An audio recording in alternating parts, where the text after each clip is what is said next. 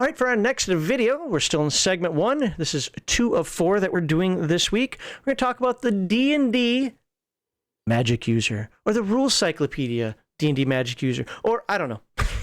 So what version of the game? We're covering rules cyclopedia here, but I always call them wizards, but the proper term for them is magic user. And just like we did with the cleric and like we did with the fighter, we are going to go through the magic user and just see what the book tells us about it, what they can do in the game. One thing we are not going to do in this one is discuss specific spells. We will get into specific spells in a couple of weeks. So let's get this off the screen here. That one up. Boop. There we go. Magic user. Oh, I didn't show the book cover this time. Too bad.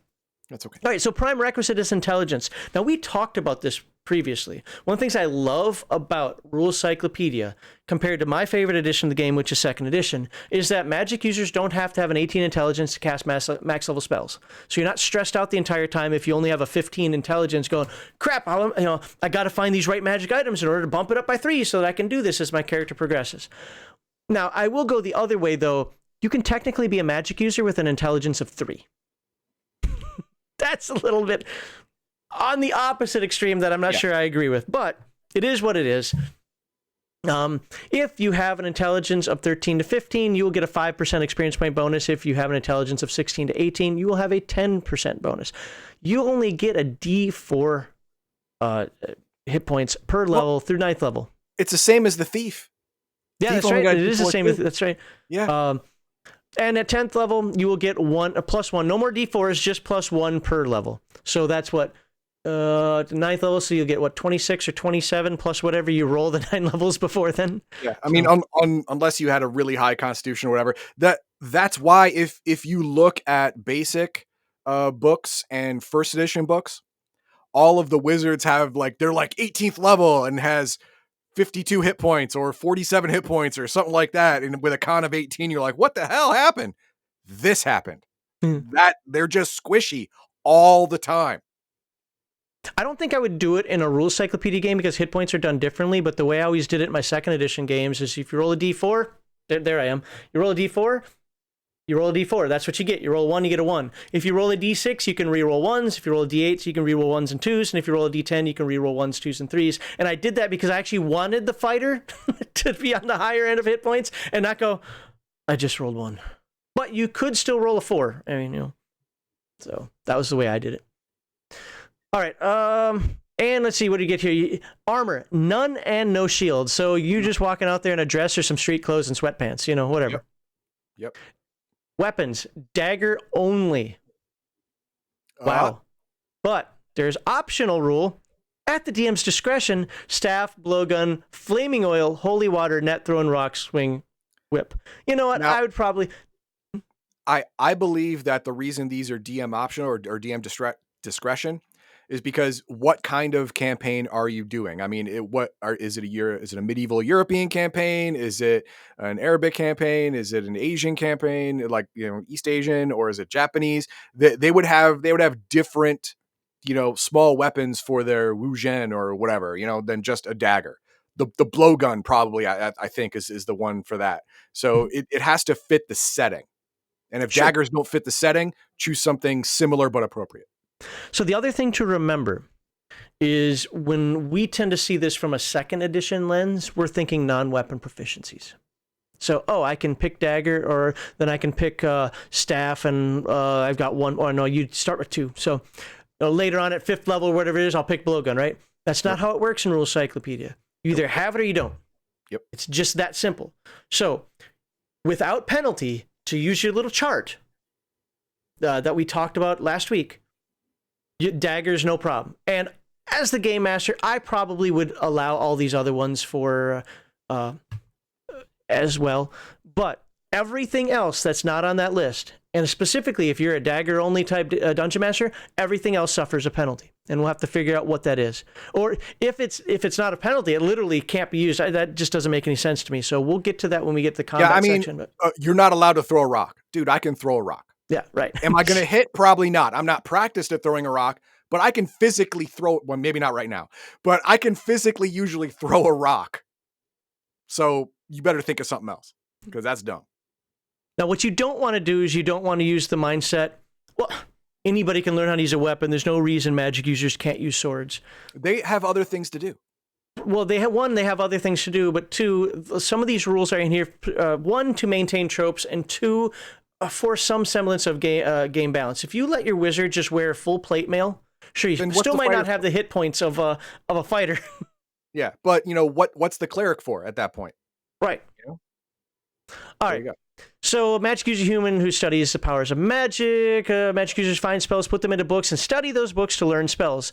They have their own spells entirely different from clerical spells. When we get to the spell list in a couple weeks, you will see that they're divvied out. Clerics cannot learn druid spells. Druids cannot learn magic user spells. Yada yada yada. You get that. Magic user concentrates on learning and casting magic spells. He'll find that a high intelligence is very helpful. Really, why? The magic user's other ability scores are often low. However, a high constitution score will help your magic user survive longer because it gives a bonus to his hit points that you don't get by rolling dice. I'm glad they hung a lantern on it, like understood that, hey, yeah, I understand that you want a high intelligence, but a high constitution probably is going to do you some favors. Let's see. Magic users greatly fear damage. On all other character classes can use armor of some kind, but magic users can only wear clothes. Thus, they're easy to hit. They also have few hit points.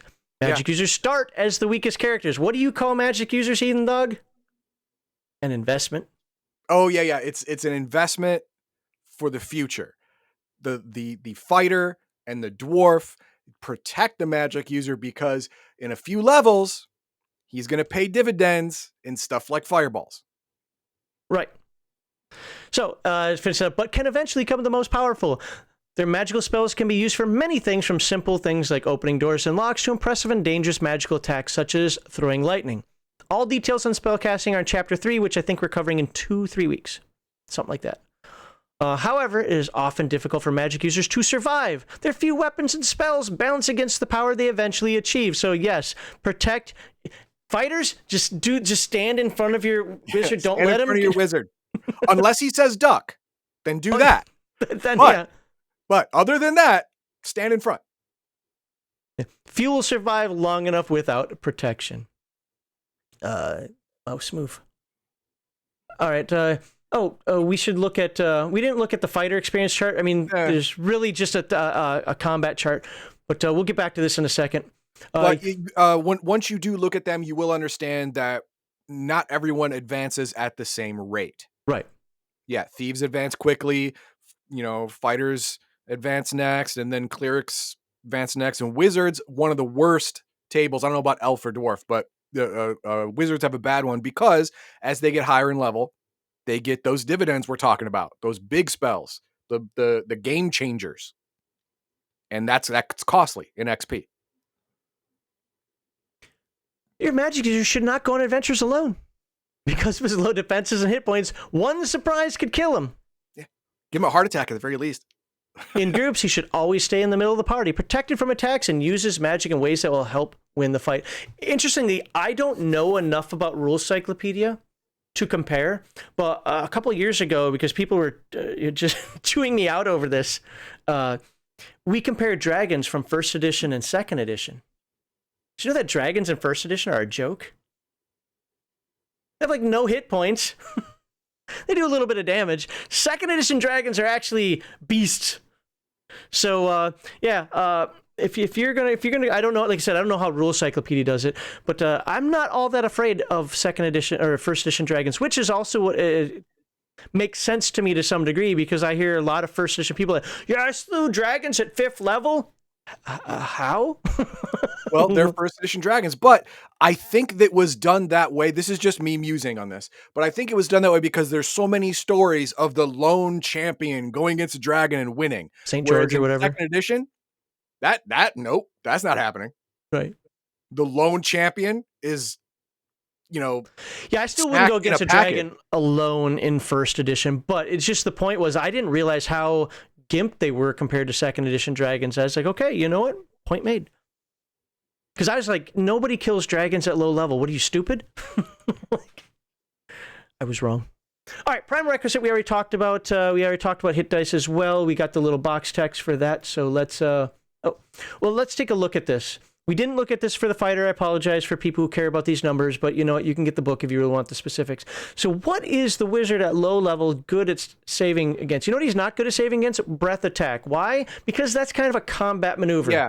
Yeah, it's a physical thing. It's ducking out of the way or jumping away or hiding behind cover. And, you know, they're nerds. They don't have a lot of quick reflexes or stamina or ability to jump, maybe. I don't know. So that's probably going to be the worst. I get it.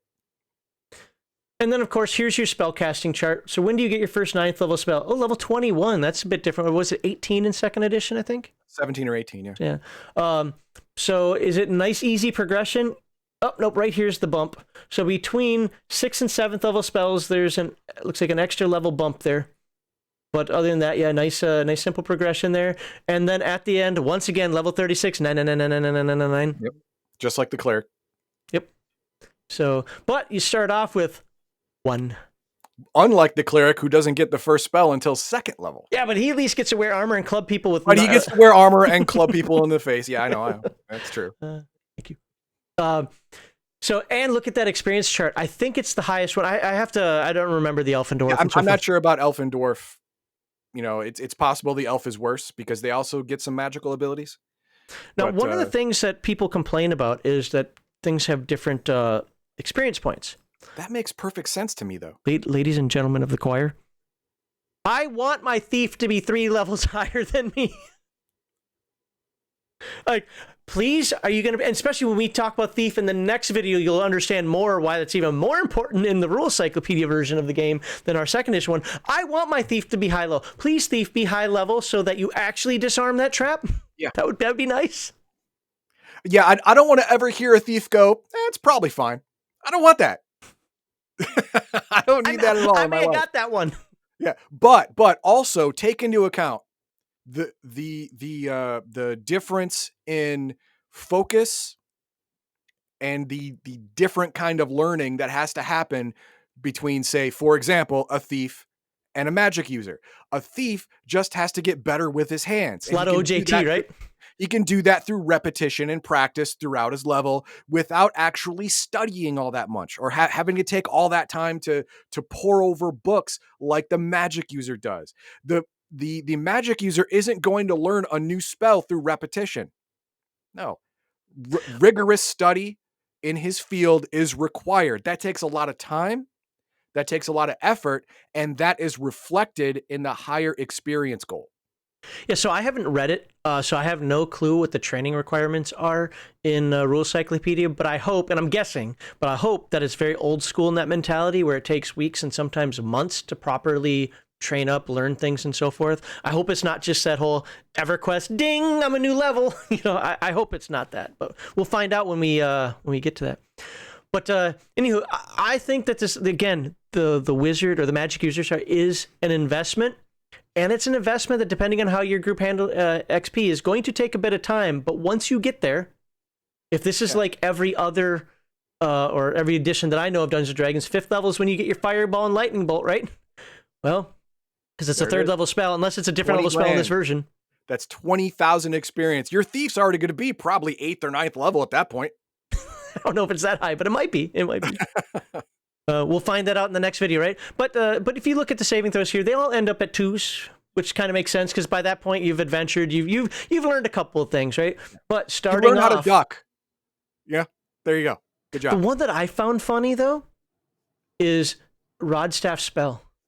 Yeah, that's really high. I mean, paralysis and turn to stone and death ray and poison are 13. I don't get those over spell. I don't get it.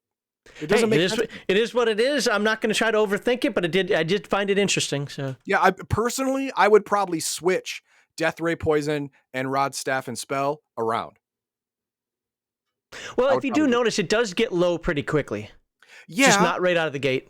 Yeah, but still, I would do it. Because Turn to Stone, by the time actually it's equal at level 11, and by the time you're at level 16, your spell is better than Turn to Stone, but.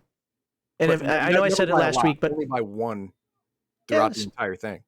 You might have rings of protection as well and so forth. But we're diving in a little too deep here. But as we talked about So last week. I love these. I love these saving throws. It might be weird, but it really gives the game a soul. So, all right. What else? Special abilities. Okay, the magic user's sole special ability is to cast spells. That's it. Good enough. Good enough, right? Might not seem like it when you only get one per day at first level, but yeah, exactly. Good enough. Remember, even as a player, when you're playing the magic user, you're the investment. Stick it out. You're gonna love it in the end. All right, let's talk about these higher level things. Once again, and I can't skip this. I know this is going to be boring for some folks, but I can't skip it because maybe you only came here for magic users. You didn't come here from the cleric or fighter or whatever we cover in the future. So, got to go through this again. At name level, 9th level, a magic user is called a wizard if male or a maga if female. Also, at name level, a magic user may create magic items. So, you have to wait until 9th level to create magic items. Just remember, name level is just an important thing in Dungeons and Dragons. And rite of passage. You have now gained enough knowledge to be dangerous. Okay, where was I? Upon reaching name level, may build a tower. A magic user constructs a tower will usually attract 1d6 apprentices, also known as cannon fodder. All magic users of experience levels 1 through 3.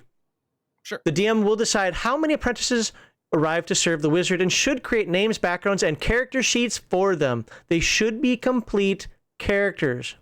Okay. Why? That'll become apparent later, I think. I hope. Well, if not, well, look, you're going to go talk to the apprentices before you get to me. I don't need you coming at the door saying wizard die. If a name level magic user decides to build a tower or to take up regular residence in a home of a ruler who wishes to employ him, he is referred to as a land owning magic user. Oh, are we seeing the theme here? Or land borrowing, I guess. Land leasing. There you go. Otherwise, he's a traveling magic user, even if he actually spends more time in his own home than on the road. All right, so what do we have here for land owning magic users? The independent wizard. Sounds like a club. Magic users who decide to live in their own strongholds, regardless of their political affiliations or interests in the outer world, are referred to as independent wizards. They're commonly referred to and addressed by the titles Wizard or Mega. The independent magic user may build or seize a tower. Hey, you know what? I'm in. Let's do the seizing. Yep. By tradition, he need not seek permission from a local ruler beforehand. Although that local ruler might have something to say about it in the end. Yeah, he might have words. You don't know.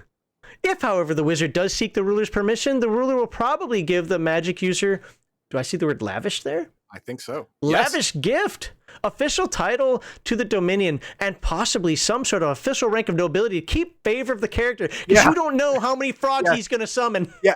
Remember, he is a named magic user, which means he's good enough to be dangerous. There is no lord of the land who's going to piss all over a named magic user and think it's nothing.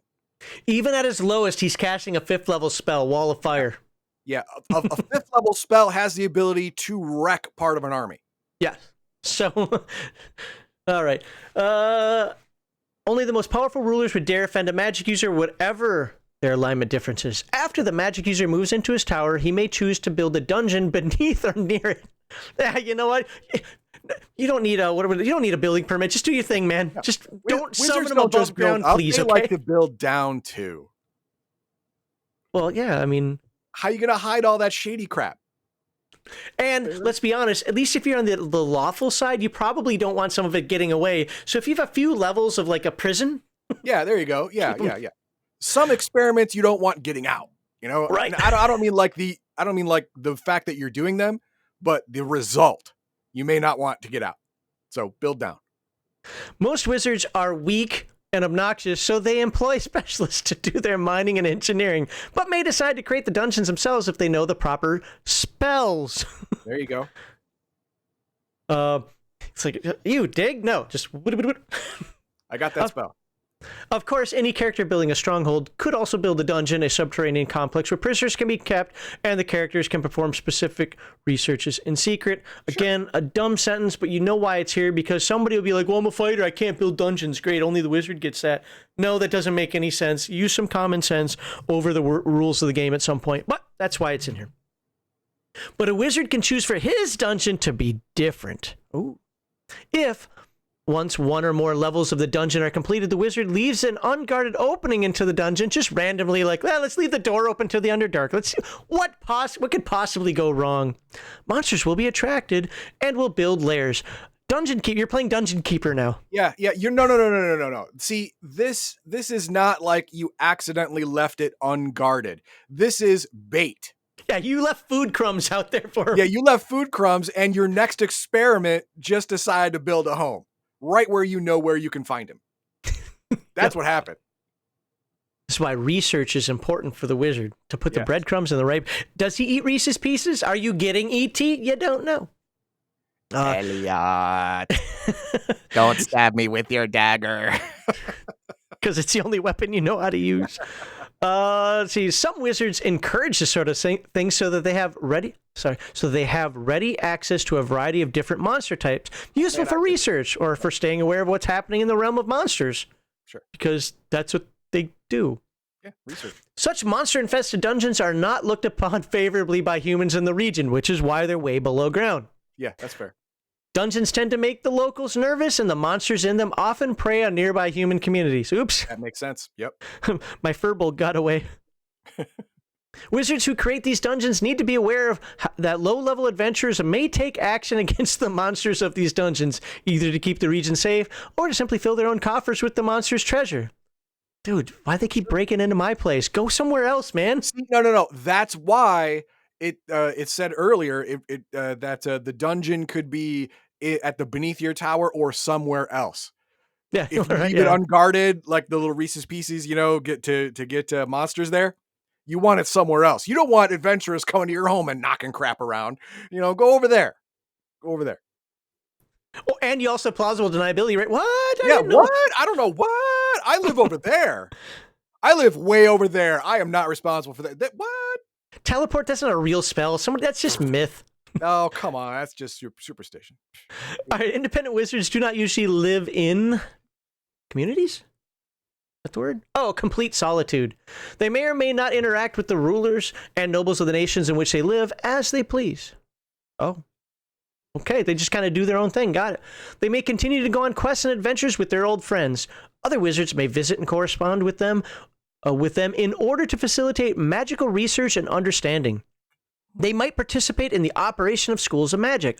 Only the most misanthropic of wizards, or those with much to hide, because he has a dungeon underneath his ground, build their towers in the most dangerous and inaccessible areas and live there alone.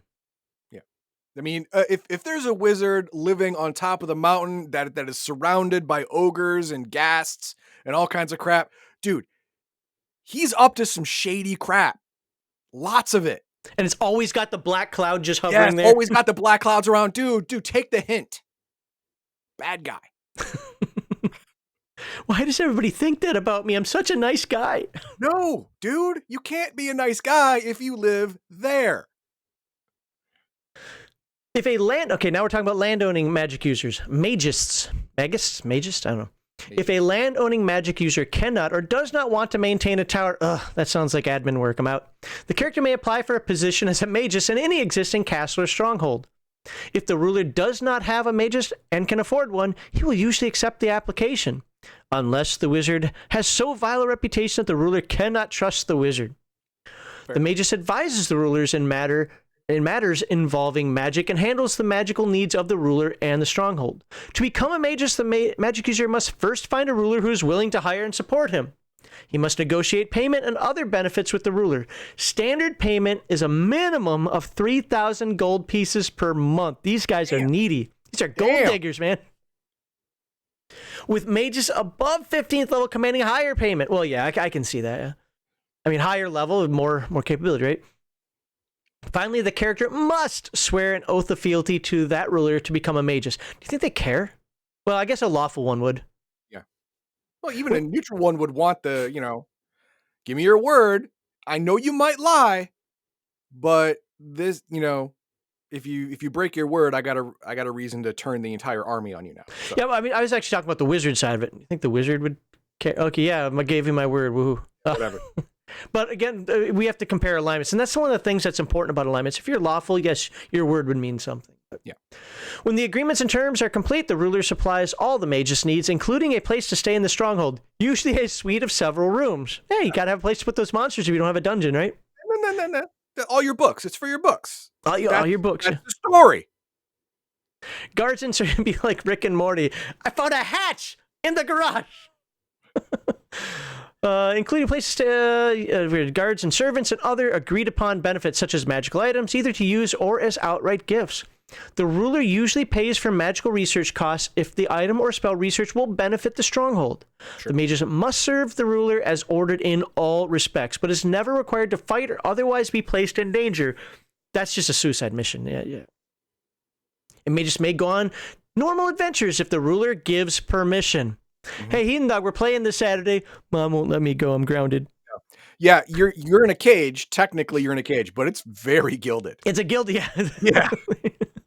The ruler knows that more experience means a more powerful magus, and will usually give permission if no immediate magical needs are pressing. Sure, makes sense. The magus is bound by oath not to work against the interests of his ruler. Sure. If at some time in the future he finds that he cannot serve the ruler, he must officially renounce his oath of fealty and depart the ruler's home.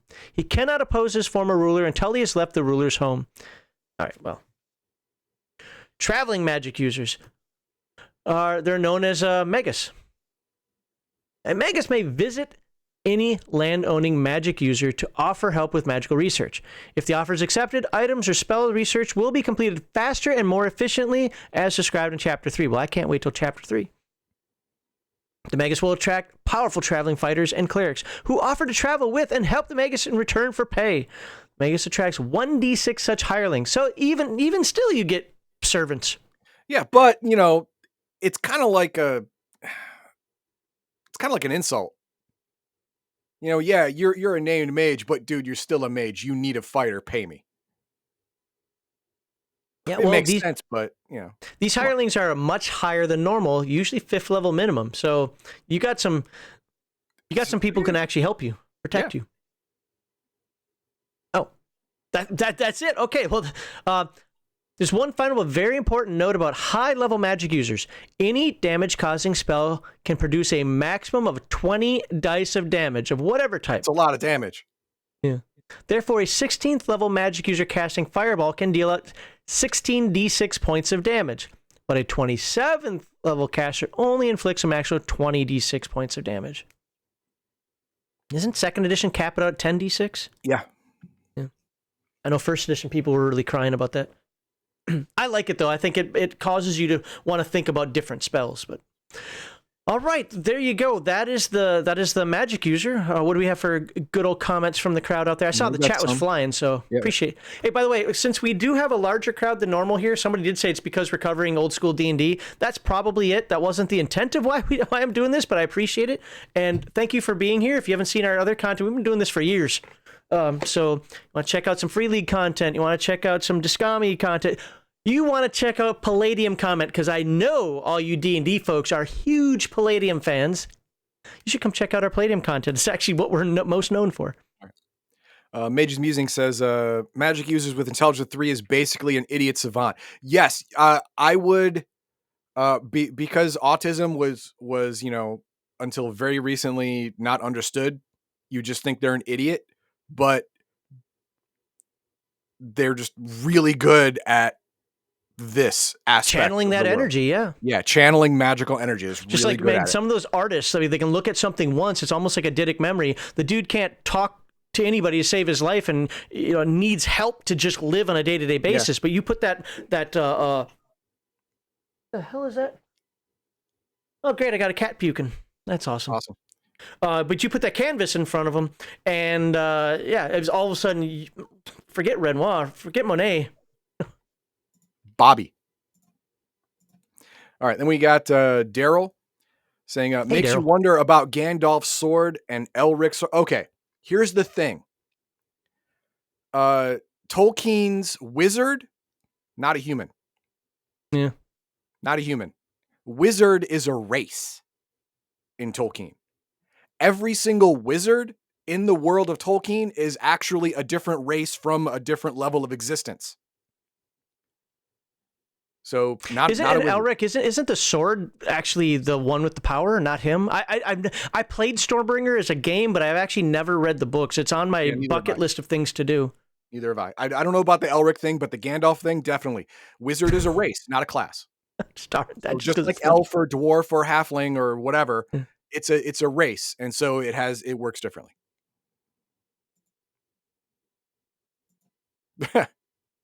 Cat is spitting acid. D2 damage to wooden Well, floor. no, it's even worse. It's on the carpet, which means I actually have to put effort into cleaning it. Yep. That's your punishment for having a cat. She's the good one too. Oh Christ! There's no such thing as a good cat. Is that All it? right, Nothing else? That's it. Okay. So, all right. Well, by the way, again, thanks for all the chat. I've been seeing this fly. I really appreciate that everybody is here.